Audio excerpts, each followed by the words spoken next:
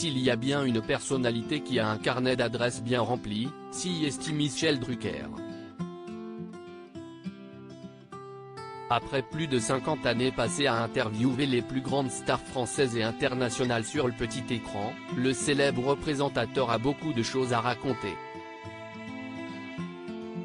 Dans son livre intitulé De la lumière à l'oubli et paru en octobre 2013 aux éditions Robert Laffont, il a notamment évoqué son admiration pour Richard Anthony. De page en page, Michel Drucker raconte sa vie. Passionné de musique, il a assisté à de nombreux concerts en plus d'intervieweur les artistes. Il y a quelques années, s'y est une image de son ami Richard Anthony qui l'a marqué à tout jamais. Alors qu'il se trouvait dans le public de la tournée Âge tendre, au Québec, il raconte, Richard Anthony ouvre sa chanson depuis les coulisses, la salle entre en lévitation, 8000 mamies brusquement se jettent au fond de leur sac pour chercher leur mouchoir.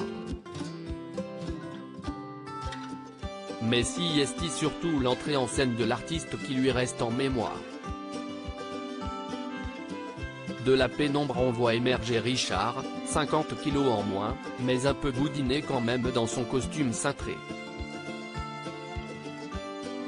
De toute façon il n'a pas eu le choix, il n'aurait pas maigri il serait décédé. Se souvient-il? Il marche tout doucement. Durement impacté par la vie, Richard Anthony n'est plus aussi fringant qu'avant. On ne peut pas dire qu'il se précipite, ça non, s'y est pas Marcel Amont. Il marche tout doucement, à petits pas, suspendant le public à son ralenti, écrit le présentateur. Heureusement, malgré les coups durs et une santé chancelante, le chanteur n'a rien perdu de son talent.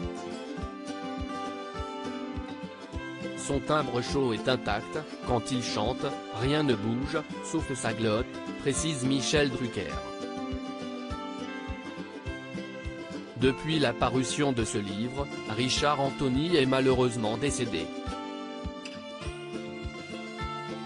Le 19 avril 2015, à l'âge de 77 ans, il succombe à un cancer généralisé après avoir vaincu un cancer du côlon en 2010.